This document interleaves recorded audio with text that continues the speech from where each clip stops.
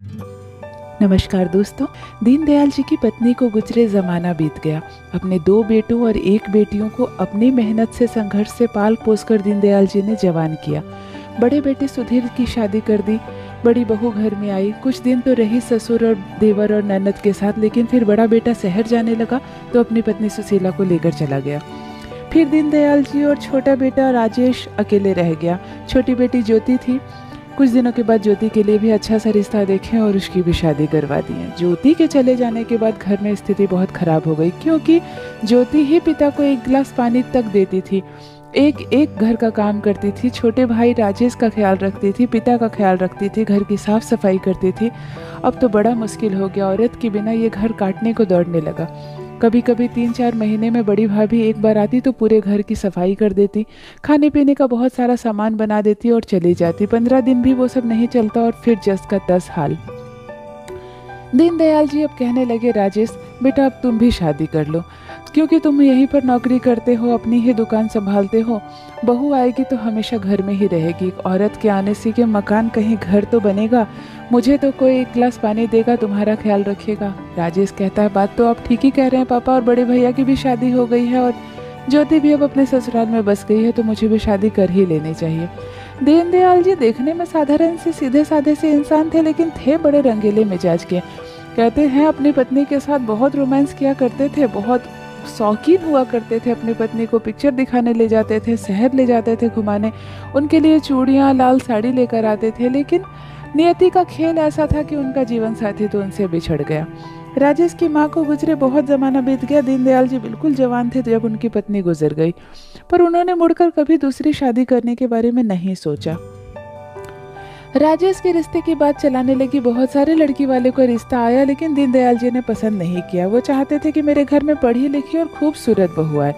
बस ये सुंदर होने की जो शर्त रख दी थी, हर लड़की सुंदर नहीं होती थी। किसी के पिता अमीर होते थे, पैसे देने के लिए तो बहुत तैयार होते थे, पर बेटी का नैन नक्श उतना अच्छा नहीं होता था, तो दीनदयाल जी ना कर देते थे। राजेश ने कई बार पिता से कहा कि पापा इतनी सुंदर लड़की मत ढूंढिए मेरे लिए, जो मिल रही है कर दीजिए, घर में रोटी तो बनेगी। पर दीनदयाल जी की मन में इच्छा थी कि नहीं, मेरी बड़ी बहू खूबसूरत नहीं आई है, बहुत साधारण सी देखने में लंबी चौड़ी सी लड़की आई है, और अब शादी के बाद 2 बच्चों के बाद तो और भी अजीब लगती है देखने में। मेरे राजेश की जो पत्नी आए वो बहुत ही खूबसूरत आए। ढूंढते ढूंढते एक प्रिया का रिश्ता आ ही जाता है। प्रिया शहर की लड़की है, लेकिन गांव में ही उसके माता पिता बसे हैं। शहर में बीए पास करने के बाद प्रिया फिर से गांव में माता पिता के पास आके रहने लगती है। जब प्रिया का रिश्ता राजेश से तय होता है तो प्रिया राजेश को एक बार में फोटो देख के ही पसंद कर लेती है और चाहती है कि नहीं, मुझे शादी के बाद नौकरी या काम नहीं करना है, मैं घर को अच्छे से संभालना चाहती हूँ और अपने पति के साथ रहना चाहती हूँ। यही सोचकर प्रिया राजेश से शादी के लिए हाँ कर देती है। राजेश तो प्रिया को देखते ही फिदा हो जाता है। भला इतनी सुंदर पढ़ी लिखी लड़की मुझे देखते ही हाँ कर दी। राजी खुशी राजेश और प्रिया की शादी हो जाती है। प्रिया जब शादी करके आती है तो बड़े संस्कारों से साड़ी ही घर में पहनती है और सर से आंचल नहीं हटाती है। मोटे मोटे घुंघरू वाले पायजेब पहनती है, पैरों में चौड़ा करके आलता लगाती है और खूब सारी चूड़ियाँ और कंगन पहनती है हाथों में। प्रिया के आने से जैसे घर का माहौल ही बदल गया। जब प्रिया और राजेश की शादी हुई तो बड़े भाई और भाभी भी पूरे 1 महीने की छुट्टी लेकर गांव आ गए। भैया तो कुछ दिनों के बाद चले गए, पर बड़ी भाभी को छोड़ गए कि प्रिया को तुम तौर तरीके, इस घर में रहने का सलीका सब कुछ सिखा दो। यहाँ कोई औरत नहीं है, सास नहीं है, तुम ही सास के समान हो। बड़ी भाभी प्रिया के साथ राजी खुशी रहने लगी।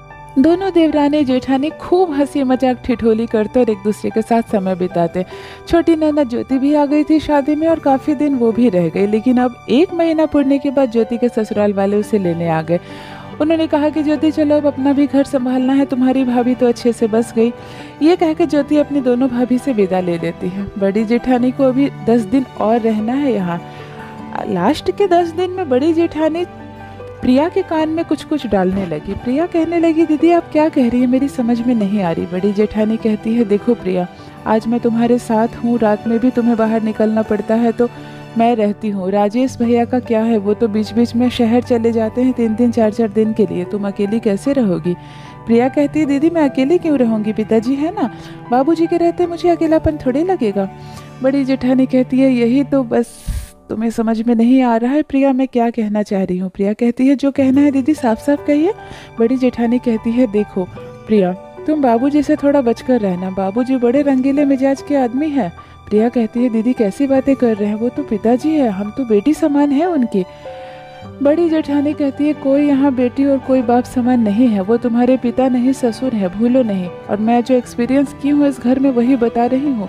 नई नई मैं भी शादी करके आई थी तो खूब चक्कर चलाया था बाबूजी ने मेरे साथ और खूब पापड़ बेले थे मेरे पीछे, लेकिन मैंने इनकी दाल नहीं गलने दी। तुम्हें क्या लग रहा है आज बड़े भैया मुझे यहाँ से लेकर क्यों गए अपने साथ? मजबूर होकर गए हैं बाबूजी की हरकतों को देखकर। प्रिया को बिल्कुल यकीन नहीं होता है कि बाबूजी के बारे में जो बड़ी भाभी कह रही है वो सच है, या बड़ी भाभी को कोई कष्ट हुआ होगा ससुराल में इसीलिए आज पिताजी पर ऐसे इल्जाम लगा रहे हैं। देखते देखते बाकी के 10 दिन भी निकल गए और बड़ी जेठानी के भी जाने का समय आ गया। वो प्रिया से कहती है, प्रिया संभल कर रहना, मैंने जो कहा है उसके एक एक लाइन को याद रखना, वरना तुम बुरे फंसोगी और सारा इल्जाम तुम्हीं पर आएगा। बहुत घबरा सी जाती है प्रिया, नई बहू भी है और बड़ी जेठानी ने ऐसी ऐसी बातें बताई हैं ससुर जी के बारे में। बड़ी जेठानी जी तो एक बार ये भी कही है कि मैं कुएं पर पानी भरने गई थी, एक बाल्टी पानी खींच नहीं पा रही थी, बहुत बल लग रहा था और मुझे ऐसा लग रहा था जैसे बाल्टी मेरे से छूट जाएगा। तभी पिताजी भाग कर आ गए और कहे कि लाओ मैं भी तुम्हारी मदद कर देता हूँ। बाल्टी खींचने के बहाने उन्होंने मेरी कलाई दबा दी थी, मेरी 2-4 चूड़ियाँ भी टूट गई थी, पर उन्होंने हाथ नहीं छोड़ा मेरा। उस दिन तो मैं जैसे तैसे बच गई, लेकिन ऐसी कई घटनाएं हैं जिसे मैं भूल नहीं सकती। प्रिया को ऐसी ऐसी बातें बताई हैं बड़ी जेठानी की प्रिया की तो खून सूख रही है कि मैं क्या करूं और क्या ना करूं। अभी से राजेश को क्या कहूँ, और फिर बड़े बाबूजी ने मेरे साथ कोई ऐसी हरकत की भी नहीं। लेकिन बड़ी जेठानी का कहना सही था। बड़ी जेठानी जाने लगी तो प्रिया से गले मिलती है और उसको कान में कहती है, सतर्क रहना बहू, वरना तुम पर सारा इल्जाम आ जाएगा। प्रिया कहती है, नहीं दीदी मैं बिल्कुल सतर्क रहूंगी, आप निश्चिंत होकर जाइए और कोई भी बात होगी तो मैं आपको फ़ोन करके बताऊंगी। प्रिया उस दिन से अलर्ट हो जाती है, जान जाती है मेरे ससुर जी की बुरी नीयत है, और सच में 2 ही दिन के बाद ससुर जी अपना रंग दिखाने लगते हैं। बात बात में प्रिया को चाय तो कभी पानी तो कभी तेल तो कभी मलहम, कुछ ना कुछ बहाने से अपने कमरे में बुलाते हैं। प्रिया सर पे आंचल रखकर घूंघट लेकर जाती है और देकर आ जाती है। कभी ससुर जी कहते हैं, बेटा मेरा पैर में दर्द है, पैर दबा दोगी? प्रिया कहती है, नहीं बाबूजी, मैंने अपने घर में अपने पिताजी का भी पैर कभी नहीं दबाई हूँ, मुझे पाँव दबाना नहीं आता। ससुर जी देखते हैं कि प्रिया बहुत बचती है मुझसे, लेकिन फिर भी कभी खाना खाते वक्त ससुर जी कहने लगते हैं, दाल में नमक नहीं है, थोड़ा नमक लेकर आना। प्रिया अच्छा खासा नमक चीनी सबका ख्याल रखती है, लेकिन बाबूजी प्रिया को किसी न किसी बहाने अपने पास जरूर बुलाने की कोशिश करते हैं। लेकिन प्रिया को जब जेठानी जी ने कह दिया है कि बाबूजी की नीयत ऐसी है और उनसे बच कर रहना है, तब से प्रिया इतना अलर्ट रहती है कि पूरी जिंदगी में कभी मेरे आचरण व्यवहार पर कोई उंगली ना उठे और मुझे बाबूजी को उससे कभी कोई शिकायत भी ना हो।